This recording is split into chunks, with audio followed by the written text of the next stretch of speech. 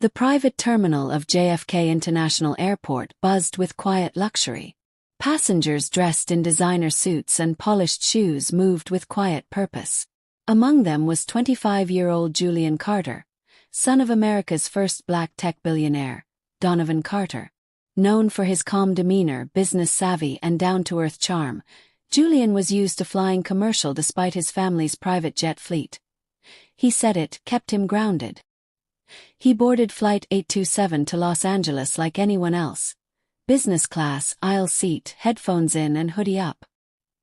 He didn't need special treatment, but he expected to be treated with basic respect. What unfolded over the next 90 minutes would not only shatter the peace of the flight, but also shake the airline industry to its core. It began subtly. A flight attendant named Linda, a senior crew member known for her stern style, began to take drink orders. She passed Julian without a word, then returned only to address him curtly. "No outside drinks on board," she snapped, pointing to the sealed bottle of water in his cup holder. Julian raised an eyebrow. "It's unopened. I brought it through security. Everyone else has Starbucks cups and energy drinks." Linda didn't respond. Instead, she snatched the bottle from his tray and stormed off. Other passengers exchanged surprised looks. Minutes later, she returned with a snack cart. Again she skipped Julian. "Excuse me," he said politely. "I'd like some pretzels and juice, please." "You need to learn how to speak properly to staff," Linda said loudly. "This isn't a private jet, sweetheart." Julian froze. Passengers nearby began filming. He didn't want to make a scene, he never did. But the tension in the air was palpable. Then, without warning, Linda leaned in, face flushed with anger. "Entitled brat," she hissed, and slapped him across the cheek. The cabin went dead silent. Julian didn't yell. He didn't move. He reached slowly into his backpack, pulled out his phone and made a call. It was less than 30 seconds. "Hey Dad. We have a situation. I'm on Flight 827. Get your people." He hung up. 10 minutes later, the pilot's voice crackled over the intercom. "Ladies and gentlemen, we've been instructed to return to the gate due to a security issue. Please remain calm." As the aircraft taxied back, whispers grew louder. Security agents were already waiting on the tarmac. 2 federal marshals and 3 airline executives stood near the gate. Linda, still unaware of what was coming, crossed her arms with smug satisfaction. But the moment the door opened, everything changed. A man in a suit stepped forward. "Are you Linda Harrison?" She nodded. "You are hereby suspended pending an internal investigation. Please disembark immediately. You will be escorted." Linda's face turned ghostly white. What is this?" He was being disrespectful." "No ma'am," said the executive firmly. "He was being calm.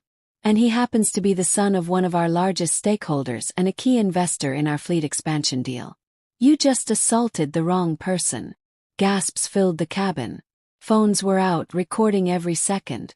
The flight was cancelled. All passengers were rebooked and given full refunds, hotel vouchers, and upgraded credits. Julian quietly exited through a private exit, refusing interviews or fanfare. But the story exploded online within hours. #Flight 827 trended globally. The airline's stock dropped 8% in a single day. Linda was not only fired but is now facing assault charges. Julian didn't speak to the media for a week. When he finally did, in a calm and composed interview, he said just one thing that stuck with everyone. Respect should never be tied to money. But sometimes people don't hear you until the money speaks. And that day it spoke loud and clear. Julian Carter exited the airport through a back corridor flanked by 2 discreet bodyguards dressed in plain clothes. Outside, a matte black Range Rover waited with the engine humming. As he slid into the back seat, the driver handed him a sleek black phone. Not his own. "It's your father," the driver said. Julian took the phone, voice calm but laced with emotion. "Dad." Already saw the footage. Donovan Carter's deep, commanding voice came through. "This won't be swept under the rug. We don't get disrespected quietly. I know, Pops. But I don't want this to become a circus. Donovan chuckled dryly. Son, it already is. But you didn't start it. And now we show them how we end it. Across town, in the boardroom of Altair Airlines, panic spread like wildfire. CEOs, legal teams, and PR strategists paced the floor. A massive screen played the viral footage on loop. Linda's slap, Julian's composed reaction, the stunned passengers. The board knew this wasn't just bad press. It was a PR disaster that threatened to tank a billion-dollar merger with Carter Tech, Donovan's global tech conglomerate that held a 17% stake in the airline's digital transformation initiative. Get ahead of this, one exec shouted. We need a public apology. Fire the attendant. Compensate the passengers. Another muttered. We need Donovan on our side. If he pulls his funding. Too late. Carter Tech's legal division had already sent a notice of breach. The message was clear. Unless immediate restitution and systemic changes occurred, the investment would be withdrawn, and with it, several lucrative future contracts. Meanwhile, Julian sat quietly at the Carter family estate in upstate New York, a sprawling mansion with marble halls, indoor waterfalls, and private gardens. But inside the opulence was a quiet tension. Julian's mother, Tamika, a former civil rights attorney, laid a folder on the coffee table in front of him. You're not just some kid they mistreated, Julian. You're every black man who ever got judged before they spoke. This could be more than a scandal. This could be justice. He looked up. You want me to sue? No, she said. I want you to lead. Julian nodded, the gears in his mind turning. Across the country, Linda Harrison sat in a dim apartment, eyes red, scrolling through hateful messages online. She was fired, disgraced, publicly condemned, and all she could say was, he disrespected me first. But no one listened now. Not even her union reps. And then, something unexpected happened. An email appeared in Julian's inbox. Subject: Flight 827, I was there.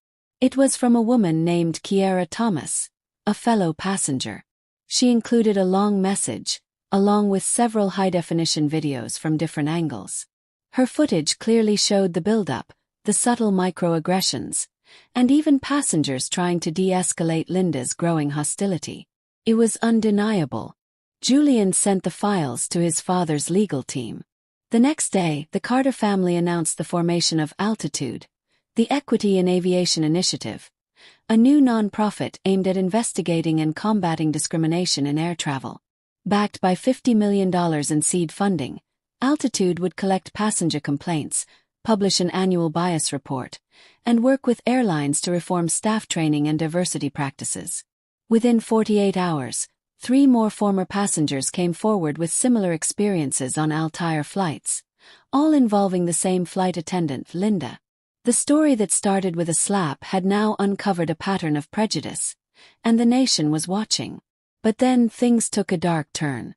Late one night, as Julian returned from a dinner meeting in Manhattan, his car was cut off by a black van. 2 masked figures jumped out and smashed the side window. Keep your mouth shut, Carter, one shouted, slamming the door. Security pulled Julian out unharmed, but it was a warning. And it meant someone else was invested in keeping the truth buried. Julian's father wasn't surprised. You're digging into the underbelly now.